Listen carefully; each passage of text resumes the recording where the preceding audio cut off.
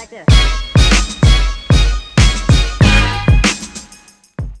Hey guys, welcome to a special edition of Councilman's Corner with Joe Green, the 2024 election edition. I know we've been out for a while, but it's super important for me, for you to know who to vote for, why you're voting, and who's on our ballot. So today, we're going to have 3 special guests on the show, and then we're going to do a little wrap up with who I'm voting for, why I'm voting, and why you need to vote as Americans and as citizens. So what I'd like to do right now is welcome my first guest of the day, Congressman Mike Levin, who will be on your ballot. Let's see what Mr. Mike Levin has done for the city of Vista and what he has to say to everybody who's going to be going to the polls on November 5th. Well, hello, Mr. Mike Levin. Thank you so much for joining me on Councilman's Corner. It is a privilege and honor to have you today, sir. Joe, it is always good to see you, my friend.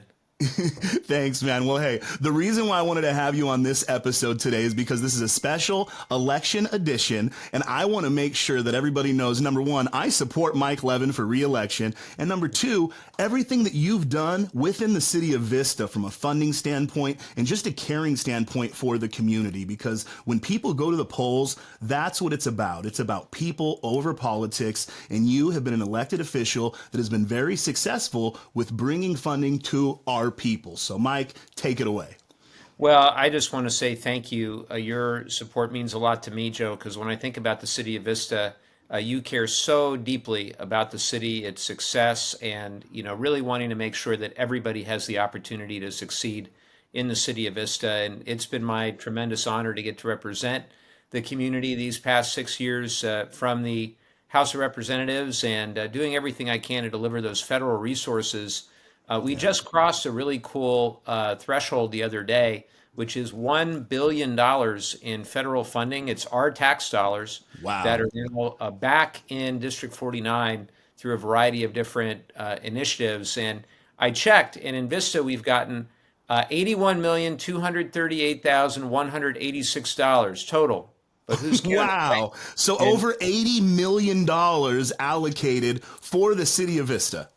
Yes, and what I'm very proud of is that we've got the receipts. So if people want to go on our website at mikelevin.org, there is an interactive map and there's a drop-down menu. You can click on the city of Vista or you can do the drop-down and choose Vista and you'll see exactly where the money is going. And I'm super excited, Joe, because there are a number of projects that you and I have worked on together for some parts of the city that historically have not received any federal funding or minimal federal funding.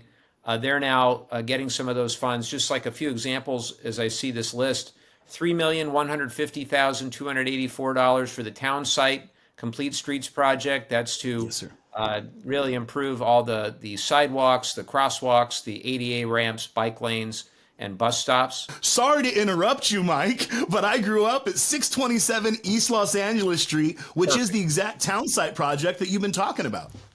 Well, I'm so excited that we've been able to deliver funds to that part of the city. And another one that I'm really excited about, money for sidewalk improvements, enhanced street lighting on Nevada and on Lemon. Another $850,000 for Emerald Drive. Another $3.3 million for Vista Community Clinic. They do such an amazing job in our community, particularly with underserved folks. And again, Vista Community Clinic was my sole source of healthcare growing up. So I grew up as a powdered milk food stamp kid here in the city of Vista. And anytime I needed shots or had an injury, I went to Vista Community Clinic. So I've told Fernando that, hey, he changed my life. So thank you for those funds too. Well, he's been doing an amazing job. And I think the role of the community health centers all throughout our region is so important. And that was, I think, even further on display during the pandemic when VCC was one of the very first in the country to be able to get vaccines out to people. And I'm very proud that they were, just doing such a great job helping keeping people safe during the pandemic and getting people the health care that they need. Another Yeah, one and that's they also help with the mental aspect coming yes, forward. So I feel yes. like us bouncing back from COVID is a big thanks to Vista Community Clinic too. So good work, Absolutely. Mr. Levin. Absolutely. You know, another one that's great is 254,000 for the Vista Transit Center grade separation planning. That's for the planning. You're not going to be able to do Yes. the grade separation. Yeah, we know it's No. going to be expensive, but if we can see what it's going to take, that's going to be huge. Well, the way a lot of these things work is you have to get the money for the planning, engineering, and design. And then once you've gotten that funding secured, then you can go and get the money for construction. And that's what we're doing with the rail corridor connecting San Diego and LA. It's what we're doing with a lot of our other big construction projects throughout the district. I will mention a 4 million for the Santa Fe Senior Village, and specifically that's going to help with units for homeless seniors with serious mental illnesses. And I'm very excited because I work on the Veterans Affairs Committee that there will be units reserved for veterans at risk of homelessness. And Wow. that's been a very big deal for me. Of course, money for Vista Unified and money for the city of Vista as well to help get through the pandemic all counts into the 81,238,186. And we're really just getting Nice. started. And I want to make sure that folks know that I don't tell the cities what the priorities should be. This is an organic bottom up process where the city has elected leaders like Joe Yes. who tell me.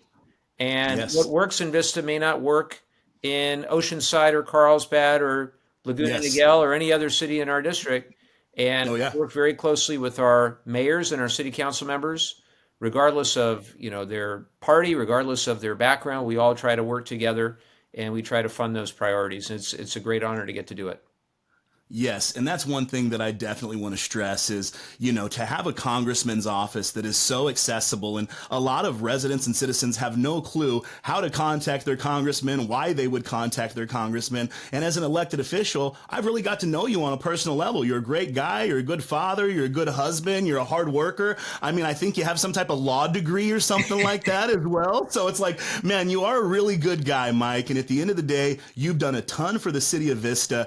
81 million reasons to vote for you, in my opinion. I know you know the 238, 126, every dollar counts, but you have just been a beacon of hope as far as an elected official goes. And I know that we're not going to agree on 100% of items, Mike. Like, I am a registered Republican. Don't get scared. You're a Democrat.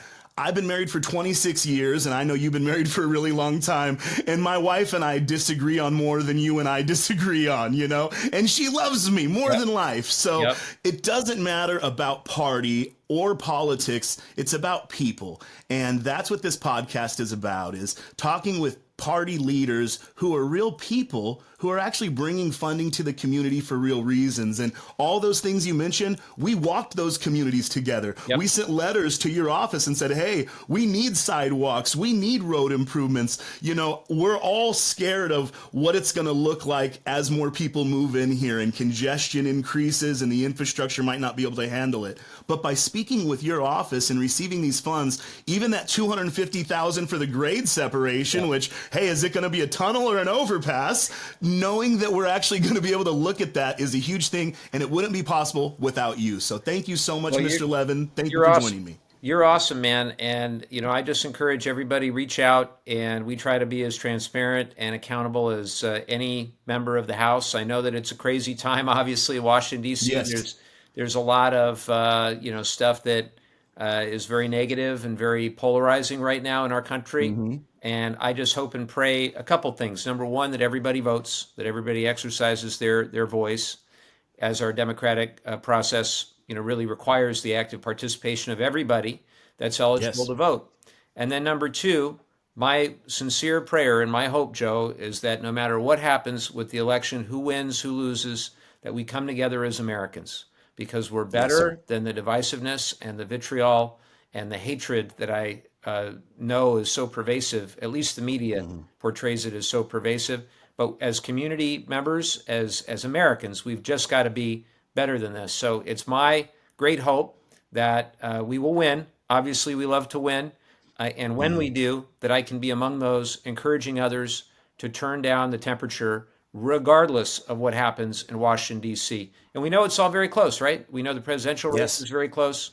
The Senate is very close. The House is very close. And, we are, I think, not as divided as the conventional media narrative. And Not what at I all. see in Washington a lot of times, Joe, is that they like to encourage that division because that leads to engagement.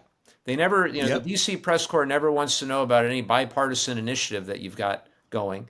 They don't want to talk No, they want to know when you're fighting, Mike. What are you about. fighting for? Well, and they don't care so much, Joe, if you're fighting Republicans, if you're fighting other Democrats, if you're they don't care. They just like fighting.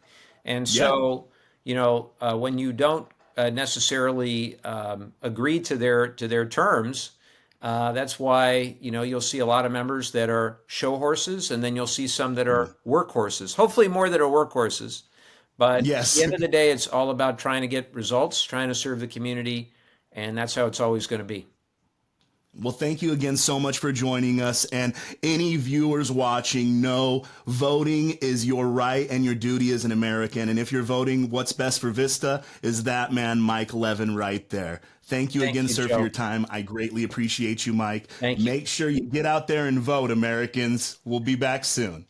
Hey guys, welcome back to Councilman's Corner with Joe Green, Super 2024 Election Edition. Now, I have a special guest in studio today. He's not from Vista, but he's from one of our sister cities super close by, and a man that I appreciate and respect more than almost any person running on the ballot, Mr. Jimmy Figueroa from Oceanside. How's it going, Jimmy? Councilmember Joe Green, I'm so thankful and honored when you called and said, hey, I want to have you on the show. Immediately for me, it was like, how do I make it work? Because the relationship that we've had while I was here working at Vista and working at the shelter and the support you showed. But one of the things that I tell people all the time is that I said, that dude loves Vista. And that's what it comes down to is I wanted to do an election edition podcast to kind of break down all political walls. Like, you're a registered Democrat, I'm a registered Republican, but at the end of the day, we're working for our communities and we're working for our people. I love Vista. One thing I know about you, Jimmy, is that you love Oceanside. Yeah. And the reason you're running is because you love your community, you want to make a difference, you want to make your family proud, and you want to do good things for your city. And I wanted to have you in here, even though you're not on my ballot, you're on a lot of people's ballot that I know. And whether they're Republican or Democrat, you are a nonpartisan servant of your community. And you've shown that for over a decade throughout my city and your city. So I just wanted to highlight what you're doing, kind of why you're running, and how we can get people to show up to vote for you, man. Absolutely. My heart and all the work that I've ever done in the community, I've been in nonprofits since like 2005, 2006. And my heart was always to unite our community, unite our city, to help our neighborhoods, to help the people. And I started off working with youth. And at times it was trying to unite kids from different neighborhoods who maybe historically were at odds with each other. But for me, it was always like, hey, we're all Oceanside. How do I bring us together? And that message has just, continued as I gotten older and done more in my work in my community. And over the past 5 years, I really had the opportunity to work across the 78 corridor. And then it was like, how do I unite Oceanside and Vista and San Marcos and Escondido? Because we really need to work on a regional level to get things done. And, I was born and raised in Tri-City, and I literally, if you cross the street, you're in Vista. If you cross the street, you're in Carlsbad. And I tell people all the time, if you're in Vista and the street sign is blue, I mean, if you're in Oceanside in Tri-City, if the street sign is blue, that is a Vista street. Yes, sir. But if the street sign is green, it's an Oceanside street. And it's super prevalent when you're near Cedar and Emerald. Literally, you have neighbors. Yeah, Jonathan, Thomas. Right. And those people are going to Vista schools, too. They're all going to Vista schools. Vista High School. Yeah. And so, my family, when my family immigrated from Mexico to San Diego County, they first lived in Solana Beach and Eden Gardens and Encinitas and Carlsbad. Congratulations. Yeah. And but no, because that's where all the jobs were and it was affordable. But when they started getting priced out, everyone moved to Tri-City. And so all my cousins that lived on east of College, they all grew up near John Landis. And if you ask them where they're from, they're like, oh, we're from Vista. Vista shirts, Vista hats, because they went to Vista schools. They went to Washington Middle School. They went to RBV. But their address says Oceanside. Yep. And I grew up on west of College on that part of Tri-City. And so I was like, well, I'm Oceanside. But we were all friends. We would come home from school and the kids from El Camino High School and the kids from RBV are all hanging out playing football, two-hand touch on the street. Yeah. And so my whole heart, everything has always been about unity, uniting the different cultures, uniting people across party platforms, or just anything we can do to bring the city together. That's my message. Yeah, and I think something that's really unique about you and unique about me as well is people don't know what party I am. Yeah. You know what I mean? Like, I have friends that are great friends that I grew up with that are diehard liberal Democrats. I have 2 daughters who are diehard liberals, you know, but you best believe they're voting for me. They're voting for you. They're voting for, you know, people that they care about. Yeah. And I think when you're in a, you know, a person who serves the community, that's what qualifies you to go to the next level. Is you haven't been, you know, campaigning at party events per se for the last 20 years. Right. You've been boots on the ground in the city, families that need food, Yeah. kids that need education, men that need inspiration. I mean, we haven't heard your story. I Googled you, man. Like, I know you've been through a lot. I know when it comes to education, you struggled, you went through a whole lot to kind of get to where you are. And I think that story resonates with all sides of the community, all political platforms. And seeing a guy like you do what you've done and make the difference that you've made, it really touches my heart, because you literally came from nothing, man. And your goal in life is to make sure that people who come from nothing have something, and know that someone cares, and that someone is there for them. And for those of you who have been watching social media, you've seen this guy. When it comes to a political campaign, this is not a campaign, in my opinion. His campaign, although it is, has been a fabric of the community. He's working with the youth. You're working with the low-ride organizations. You work with the healthcare community. You work with the college community. You know, like you say, I got boardroom members and gangsters who all love me.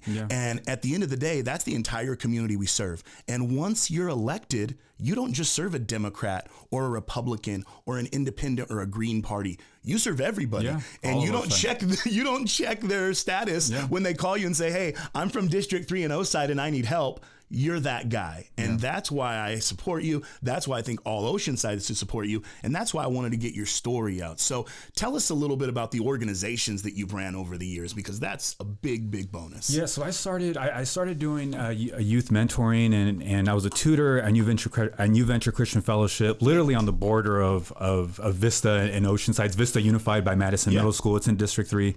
And I got the opportunity to be a teacher's assistant there for the 5th graders, and then coach the basketball team. Then started coaching basketball at my old middle school, Lincoln Middle School, not the Lincoln Middle School here in Vista, the old school Lincoln, but the one in Oceanside. And then I went to Maricosa College, and that's when I had the opportunity to start working with nonprofits. Encuentro's leadership of North County, which eventually led me to, when I got my undergrad degree, I came back home and I had the opportunity to run an after school program called Project Reach Libby Lake in one of Oceanside's most historical, like low income, high crime areas. There have been some shootings in that area. My 3rd day on the job, there was a murders that took place. And, having experienced that as a youth myself, I know how those feelings of hurt can turn into anger and can turn to misplaced energy in something negative. And so when I was there and that happened, I was able to take all of that energy of kids being frustrated and asking for lights at the park for quite some time and say, no, we're going to, instead of getting mad at who did the shooting, let's focus on how we can do this to prevent another shooting from happening. And so we went to city council with the kids, and they got to express their voice on how to be preventative and how to bring crime prevention through environmental design to their neighborhood, essentially. Right? We didn't know what that meant at the time, but we had to structure. You got to speak their language, right? Man. But we knew that it was dark at the park, and we needed lights, right? And so we were. So that turned into environmental. Whatever. Yeah. And so we were able to get the lights, and that it was like once we got the lights, our kids were like, man, well, those walls are always getting tagged by rival gangs. If we did murals on there, maybe they wouldn't tag it anymore, and then the neighborhood here wouldn't get mad, and it wouldn't lead to this like back and forth. So we were able to get secure grants, get murals at the park, started doing community beautification, empowering folks. And then that led to the opportunity when I was in law school for the county office of San Diego, the probation department, come to me and say, hey, we want to launch this brand new program in North County. We selected Oceanside to be the pilot. And essentially, we're going to work with the highest risk youth on probation. And we are going to empower and hire community leaders that were formerly incarcerated, that successfully completed probation when they were younger, to mentor these kids. And that program was launched in 2018. It took and that a couple. Was Project Reach, you said? It started off with Reach was the lights, and then that was Resilience, the Resilience program. And when we started that program, cool thing is the program supervisor right now went to high school with you. His name's Larry Sauls, and he's a pastor. He's a pastor in Vista, by the way, right Vista. off Santa Fe. Get yourself a Frida's Tacos and go check him out. And Larry's like, man, Joe, I've known Joe since high school. Joe's a solid dude, right? And so, but Larry's one of the first people I approached because I've known Larry since I was like 9 years old, right? And so most of the mentors I knew and I saw their transition. And so we started that program. 2 years in, we had reduced recidivism by 80% amongst that group. The probation office said, hey, this is successful. Vista doesn't have anything. Can you guys extend your services beyond the Oceanside zip codes to include 92081 and 92083, the Vista zip codes? And we were like, yeah, because a lot of these Oceanside kids now live in Vista, and they're not living in Oceanside because they've been priced out.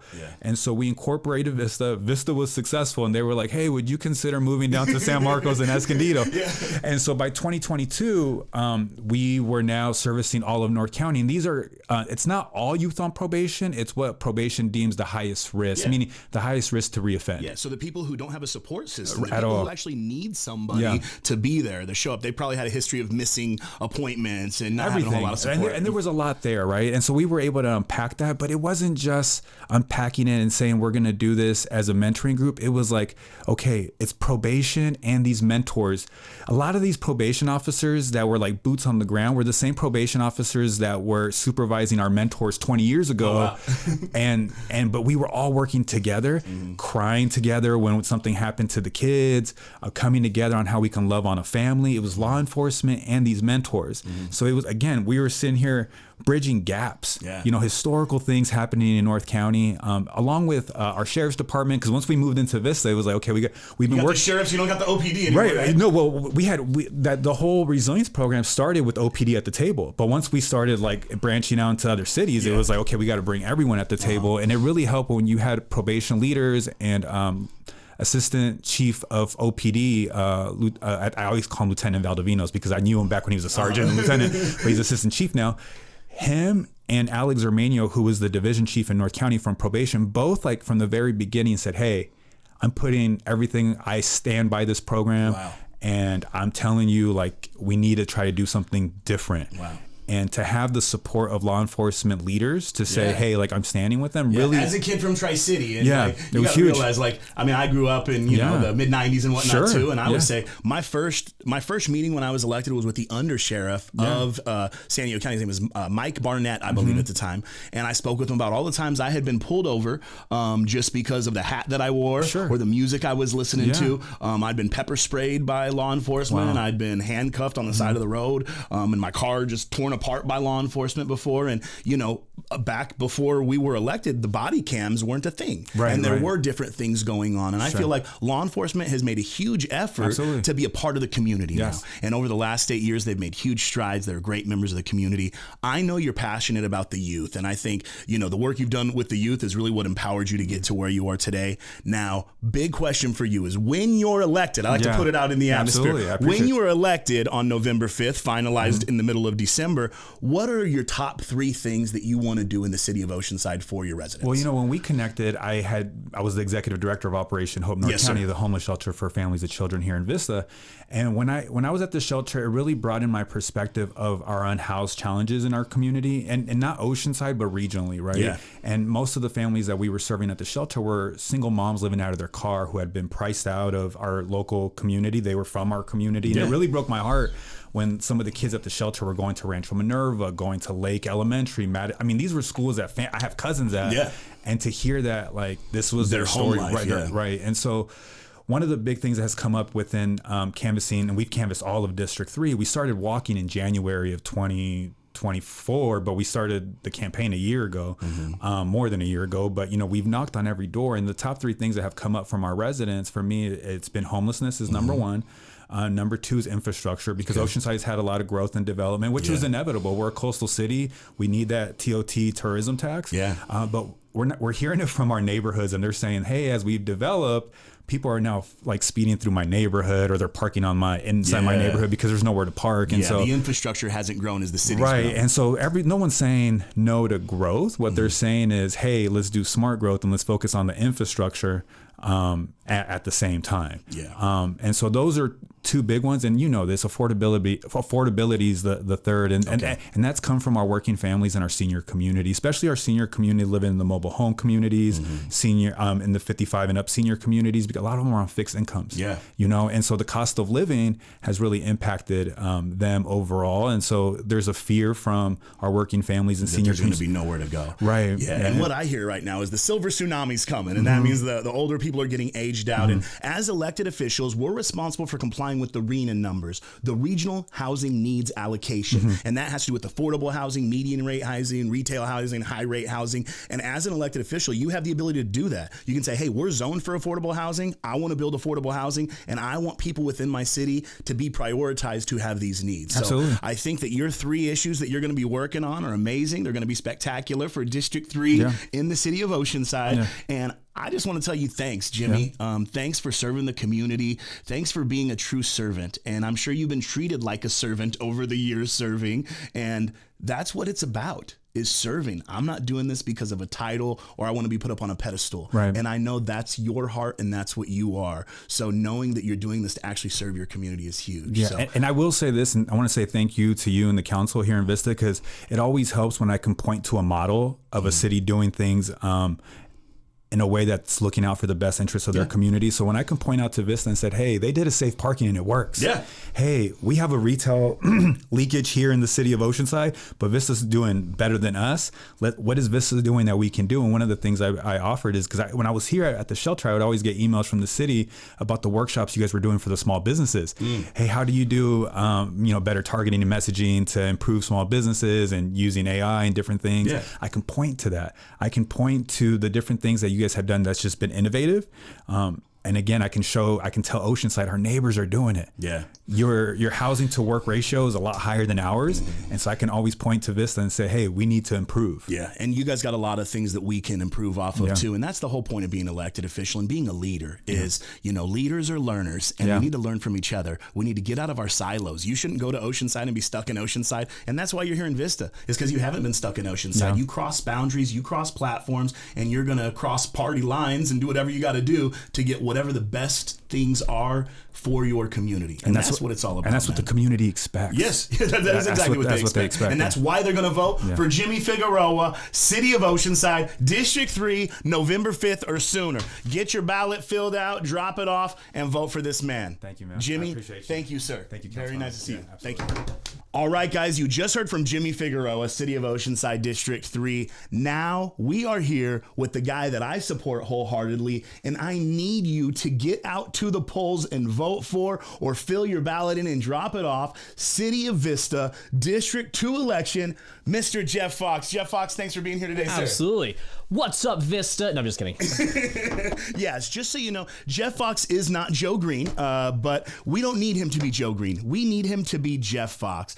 As you guys know, I'm not rerunning for office, and I've known Jeff Fox for years. He's a homeowner in the city of Vista. He's a business owner. He's got an amazing wife. He works very hard, self-employed, and really wants to make a difference here within the city of Vista. So when I was looking for somebody to be my replacement to come represent District 2 for the city of Vista and also represent Vista as a whole, I thought there was no better choice for the city than Mr. Jeff Fox. So today what I want you to do is hear from Jeff Fox, hear why he's running, and hear what he's going to do once he gets elected, and also how you can get in touch with Mr. Jeff Fox. Jeff, take it away, my man. Absolutely. Well, I know we were actually meeting when I actually decided to run, because we were having a conversation about a video we were making. I was dropping off some hard drives, something kind of low key.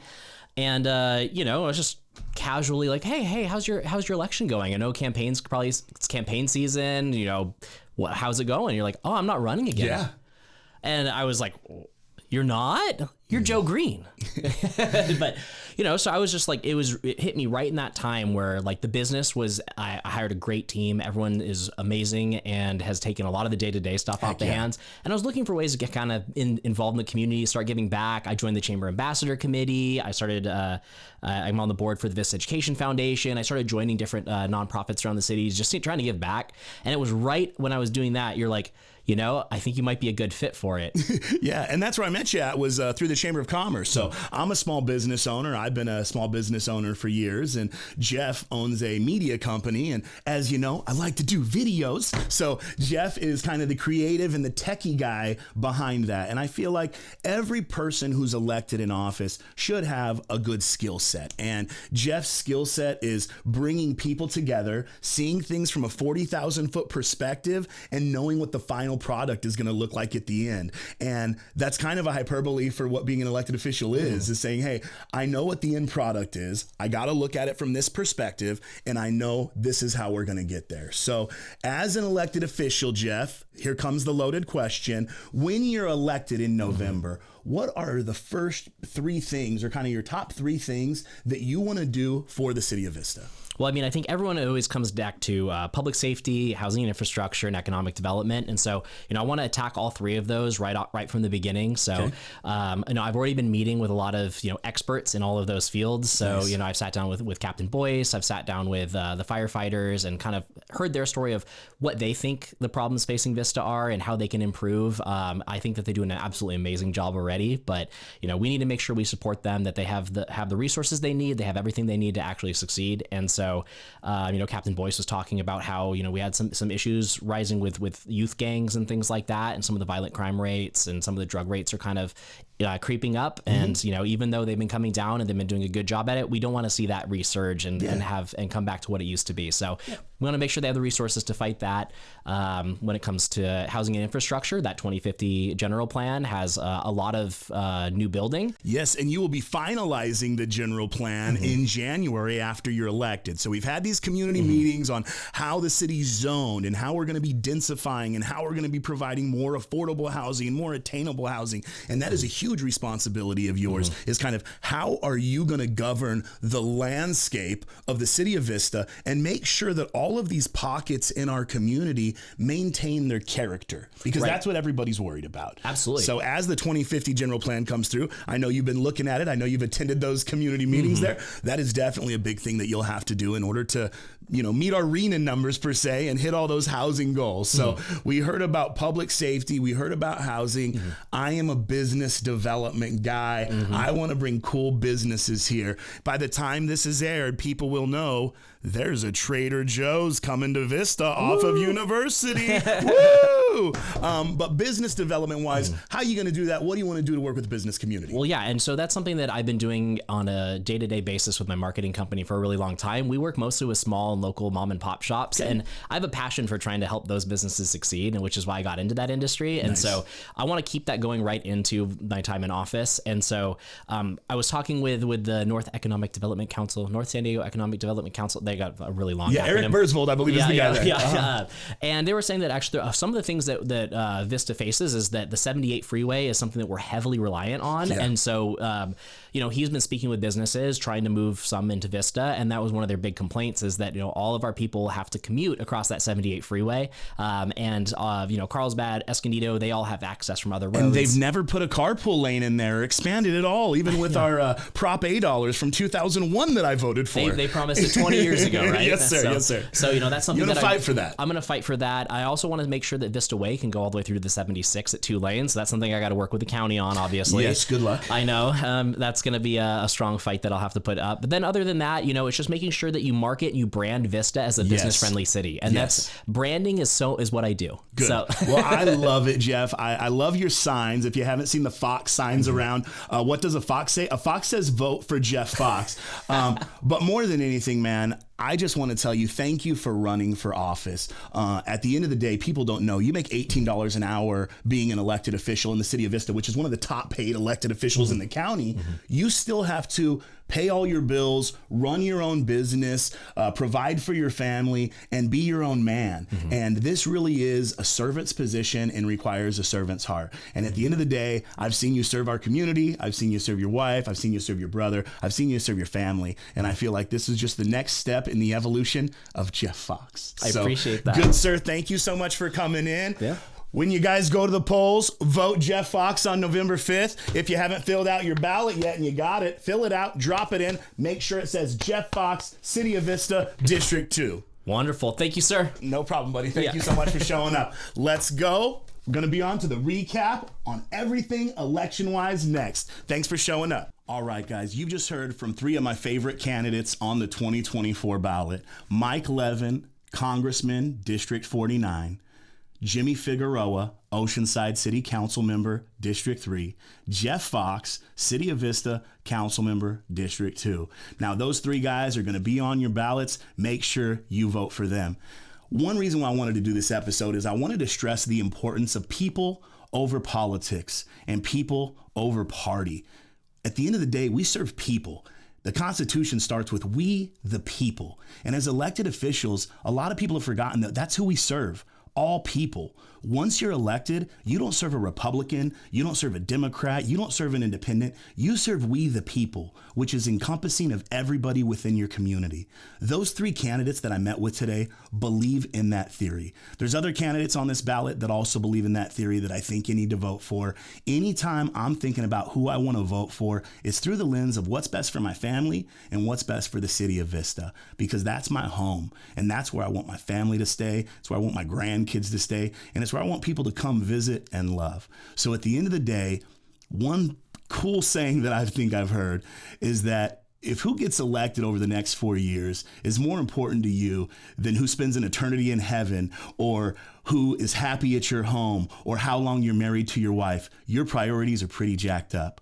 Voting and who gets elected isn't the most important thing in the world. Love and people are the most important thing in the world, but voting is very important. At the end of the day, make sure you vote civilized. You love on people that love you, and you know that as Americans, this is what we're supposed to do. Get out and vote. Your voice, your vote. At the end of the day, I'll be voting for Mike Levin. I'll be voting for Lori Davies. I'll be voting for Jeff Fox. Now, regardless of who wins any of these races, I want to thank everybody who ran for office in 2024. It's a tough thing running for office. I'm taking some time off from being an elected official, but I'm really looking forward to serving my community in a different capacity. Thank you guys for tuning into Councilman's Corner. I'm going to be running some more episodes of this over the next couple years so that you guys know what's going on throughout the community. I'm Joe Green. I love Vista. I love you. I love America. Let's vote. Your voice, your vote 2024. Peace out. Like this.